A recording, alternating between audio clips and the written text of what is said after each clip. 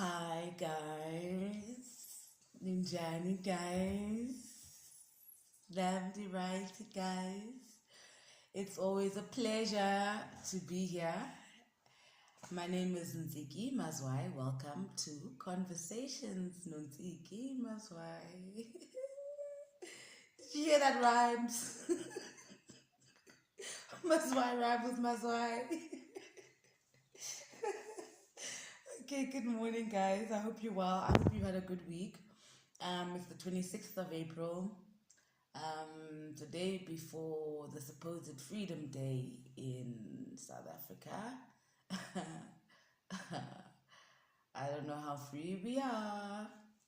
So, I know what I want to talk about today, but I know what you guys want to talk about too. So, cigarettes were unbanned um, during this lockdown. From all our learning and how far along we've come, we know that corona is a respiratory illness. And the reason we were not smoking is because it's a respiratory illness. So it's definitely one of the things that should not be done at this time. But because the people who sell cigarettes fund our president and the ANC, now we are in a situation where we have to compromise our health for the white men to continue selling cigarettes to us, which are going to make us even more vulnerable to this virus, especially us black people, because economics is not on our side. So it's us who are going to be sharing the cigarette. So there's more likelihood of the virus spreading. It was excellent that we were not drinking and smoking. It was so progressive. That's actually the first time in my whole entire ANC government where I felt like, oh, wow, that's a power move. When they sobered us up and took away the vices, I was like, okay, now we're going to start dealing with the human beings, because we're a little bit too caught up in the party life and, so now we're regressing because the white people want to earn their profits. Now we've had to change the entire lockdown system to accommodate these white men so that they can make their profits. I don't know. What do you guys think? And I mean, how seriously should we take this lockdown after that? Because we're like, oh, Ibo, you said corona's dangerous, then you're saying it's not so dangerous. So why are we cooperating? If the white people can continue with making their money and their profits, if you look at all the essential shops, they benefit the whites. They don't benefit us. Everything that we own or we were trying to hustle has been shut down. So, this unbanning of cigarettes is testing. It's testing. Today, that's not what I wanted to talk about. Today, I want to talk about the identity crisis. Excuse my corona.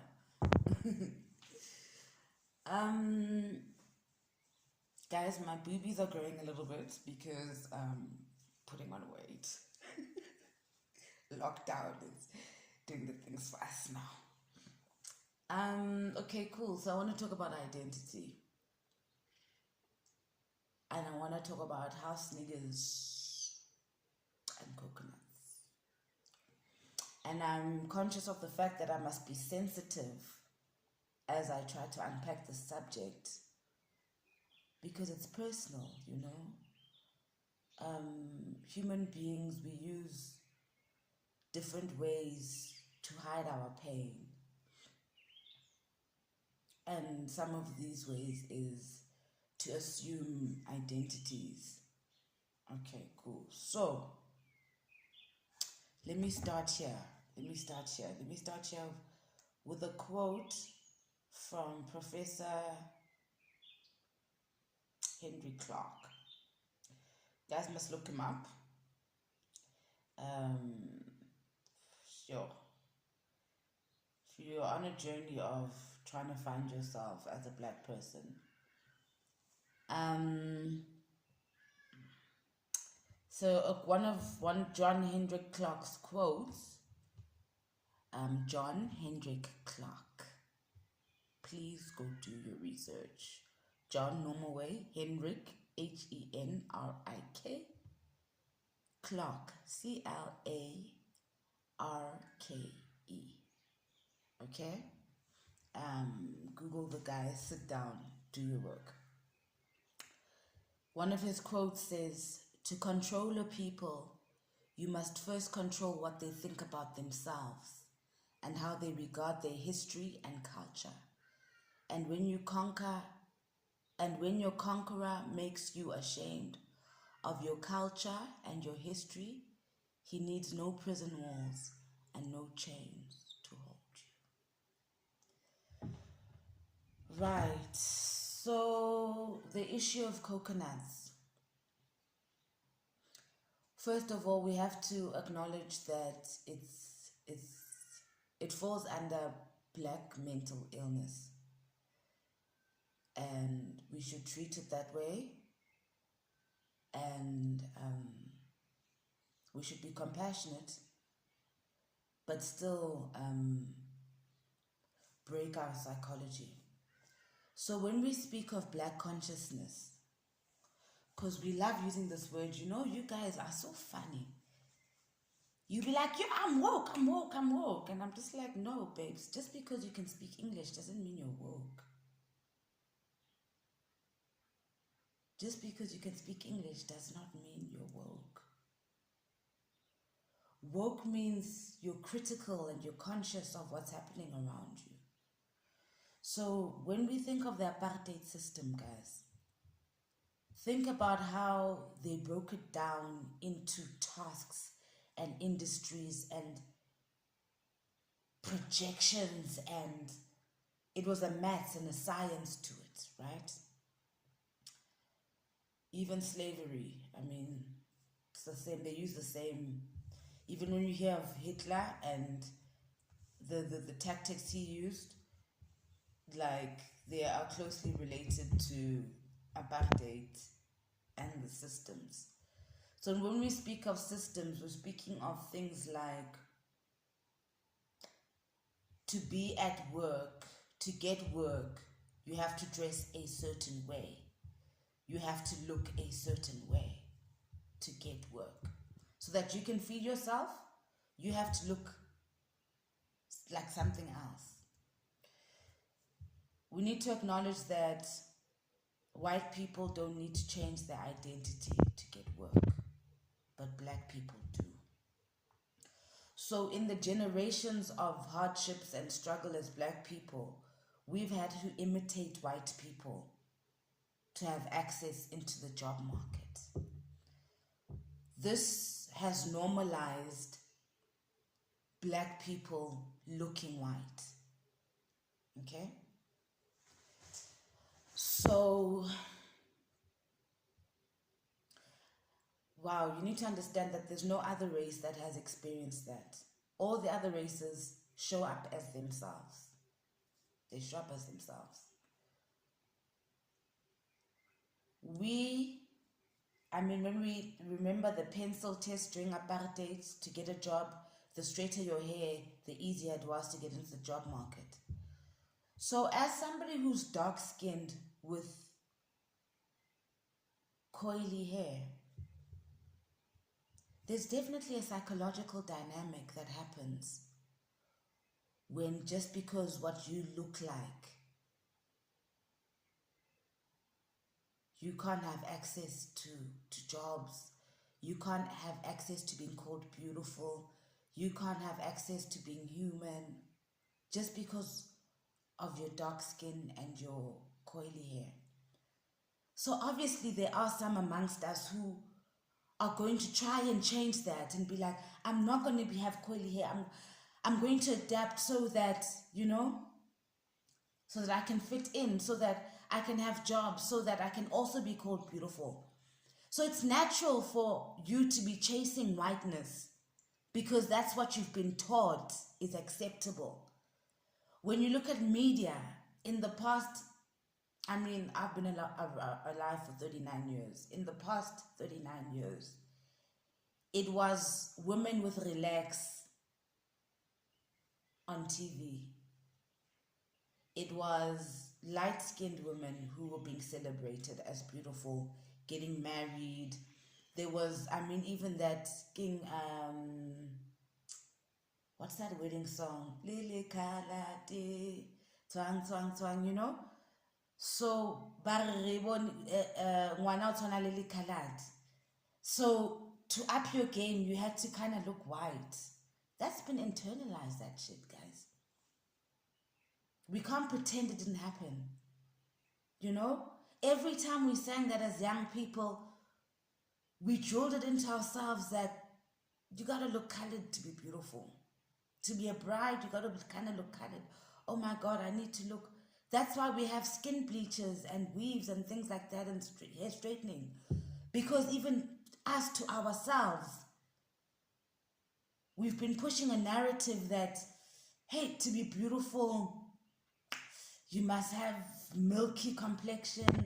We never said to be beautiful, you must be dark-skinned. I mean, I remember when I was young, I think it's changed a little bit now because we are more evolved. But Amavenda and Amashangani were looked down on so badly, and you would never associate beauty with that tribe because the blacks were looking down on it, and they were just weird narratives, And I'm like, we've been taught this. We've been taught what beauty is. We've been taught that, I mean, even now as we see, you still see the continuation of that. The more yellow you are, the more likely you are still to succeed in this day and age. The more palatable you are to whiteness. I mean, the worst case in point, Beyonce. Beyonce represents whiteness. And she's been representing whiteness in the guise of black excellence. She's the reason that our black girls are in weaves and not comfortable in their own hair. And she's been the most celebrated in the media. So to the black girl, beauty is what Beyonce looks like. Beyonce looks white. So that's what beauty looks like. Yo, guys, it's intense. It's intense, eh? I think that divide and conquer worked because whites took a few blacks into their schools and were like, okay, you're a little bit better than them, you're better than the masses.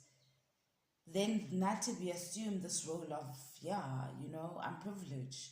Because you don't want to associate yourself with blackness and the masses. And so we go to these white schools and we speak English.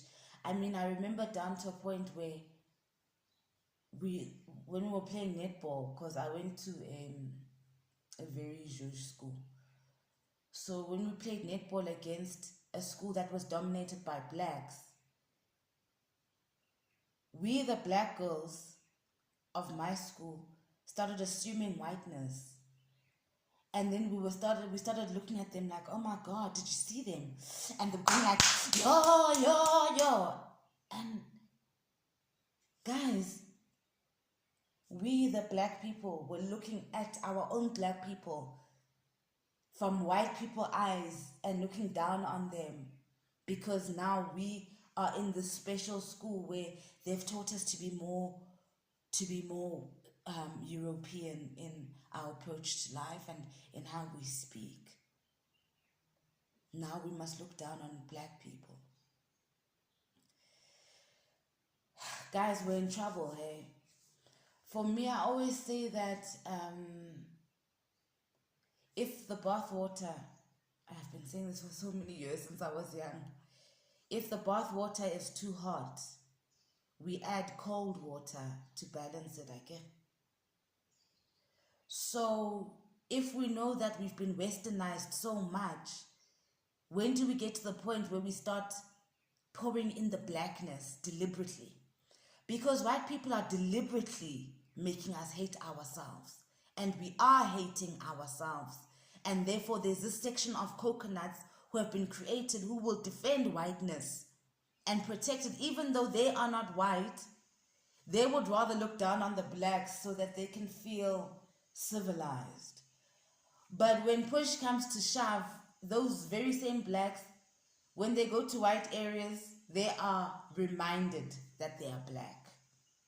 So no matter how much accent they have, they are reminded in the white spaces that they are black. So this is a mental illness. It's a mental illness that we need to start undressing and unpacking. How do we fix this? How do we fix that all our women are wearing foreign people's hair?